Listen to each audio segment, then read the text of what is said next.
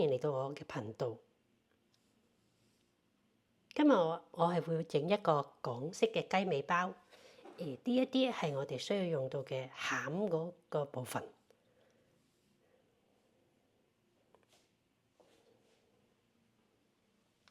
呢啲係我哋要用到嘅麵糊嘅材料。呢啲係我哋要用到嘅煮麵包嘅材料。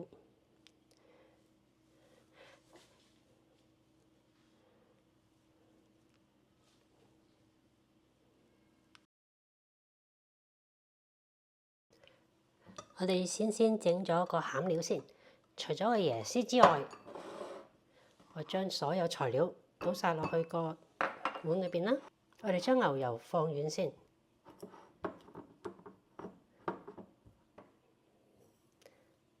糖啦，將軟化咗嘅牛油同埋糖混合，糖粉啦係奶粉先係，最後仲有麵粉，將我哋全部攪勻佢啦。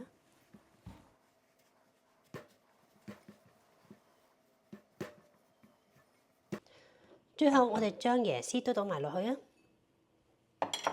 將佢哋攪勻咗之後咧，我哋就揾保鮮紙將佢包好，擺落雪櫃。呢個餡我哋可以預先一日做。我哋將個麵糊整到長方形，然之後包起佢，擺落雪櫃。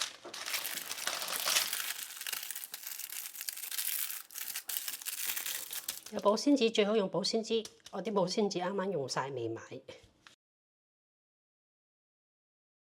跟住我哋將溶咗嘅牛油啦，之後我哋用個機將佢打散佢先。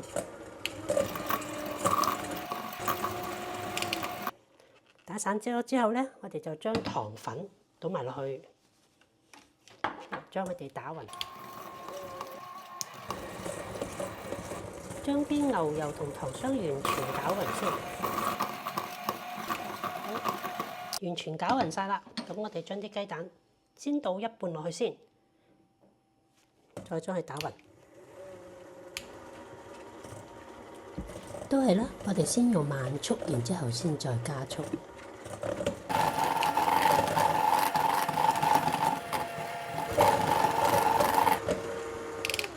全部都攪勻晒啦。我哋將另外一半雞蛋倒埋落去，跟住又將佢哋攪勻佢啦。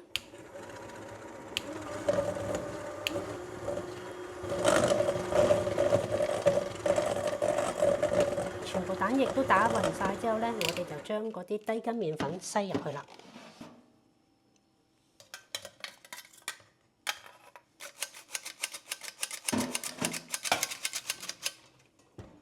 將佢哋打勻。然後我哋就將佢哋擺落個擠袋裏邊，擺落雪櫃。用嘅時候，如果個太硬咧，我哋就將佢用熱水整一整溶佢。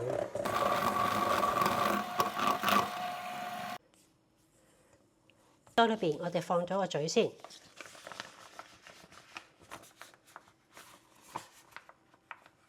就將所有嘅麵糊倒晒入去。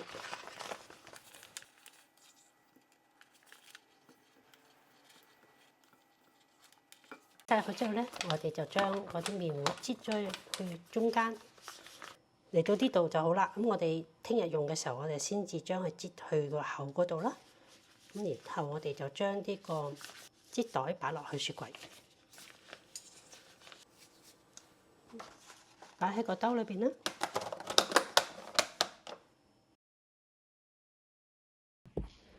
我哋用30到38度左右嘅溫水。38度樓下咁就得㗎啦。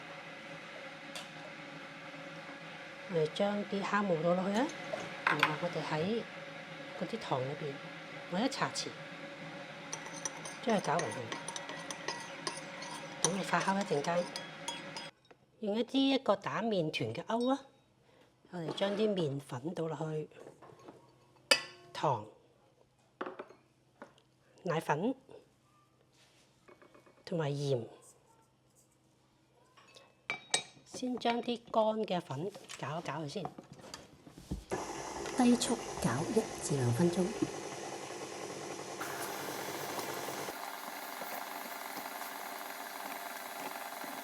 攪勻咗啲麵粉之後咧，我哋將啲雞蛋倒落去，同埋酵母水。先用慢速打佢2分鐘，我哋就加速打佢大概8分鐘到啦。如果係太濕嘅話咧，我哋落多少少麵粉去。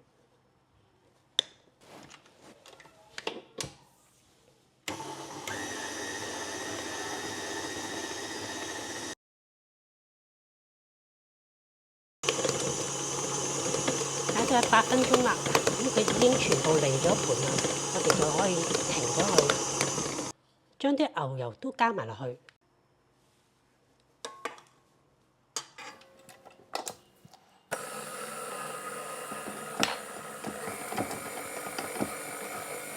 慢速將啲牛油打咗入去先，牛油都打咗入去啦，咁我哋就加速再打多佢大概8分鐘到啦。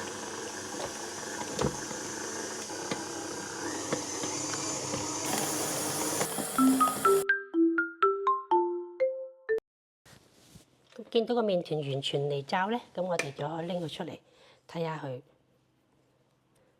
已經可以拉出手套膜啦。台上面撒啲粉去啦，然後我哋將個麵團倒咗出嚟，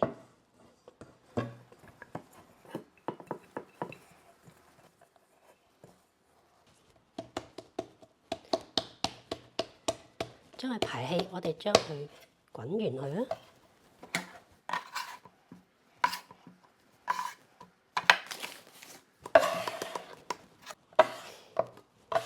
然後我哋就將佢發酵到2倍大啊！盤裏邊倒少少油，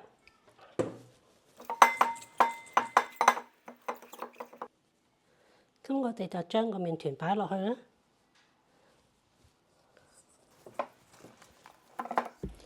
進行第1次發酵。我哋嚟磅下個麵團係有600克。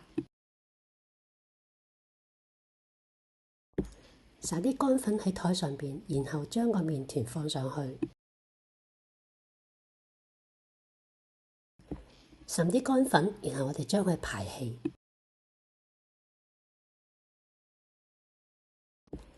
將麵團捲成長條形，將佢搓圓，將佢分成8份，每個大概75克。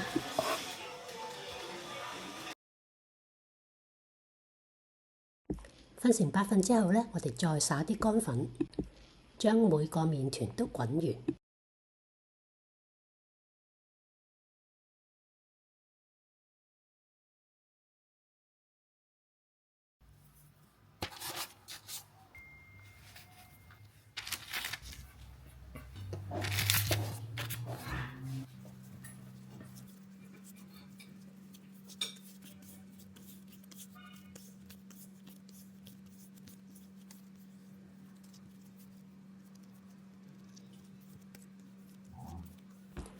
我哋會將佢鬆弛15分鐘。喺雪櫃攞出啲餡料，我哋將佢分成8份，然後將佢搓成長條狀。嗰啲餡料如果又長一啲咧，咁我哋食包嘅時候，每啖都可以食到。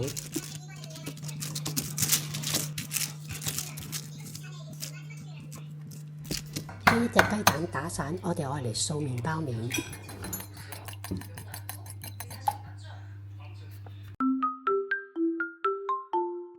麵團已經鬆弛15分鐘啦，將乾滑面向下，灑上乾粉，將佢撳扁。將一條餡料放入去，將個邊邊捏實，將佢搓圓。然後將麵團搓到長柱形。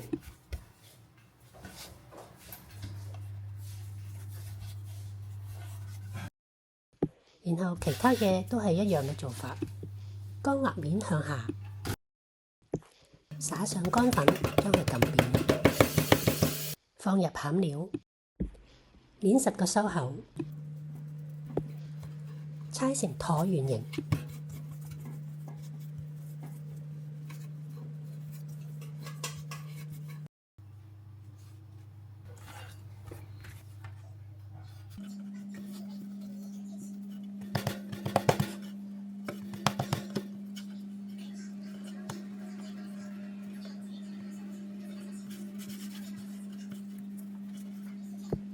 先蓋上牛油紙，跟住再冚埋蓋，唔好俾佢黐住。進行第二次發酵。半個鐘頭前，我哋拎出麵糊，預熱焗爐180度。啲麵團已經發酵到2倍大啦。輕輕咁喺麵包面上邊掃上蛋液。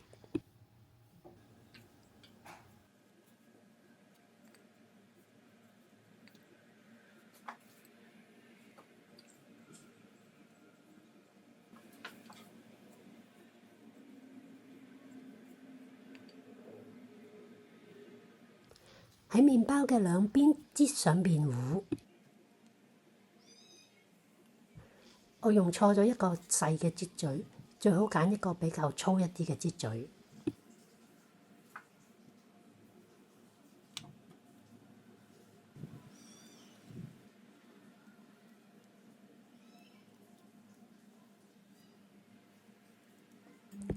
喺麵包中間撒芝麻做裝飾。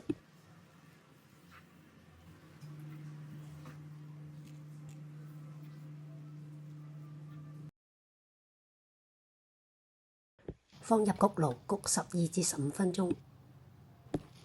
我會先焗6分鐘，6分鐘之後將焗盤180度轉身，再焗多去6至8分鐘。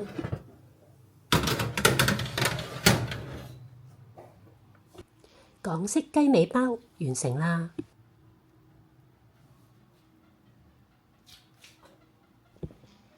記得收口要捏實啲啊！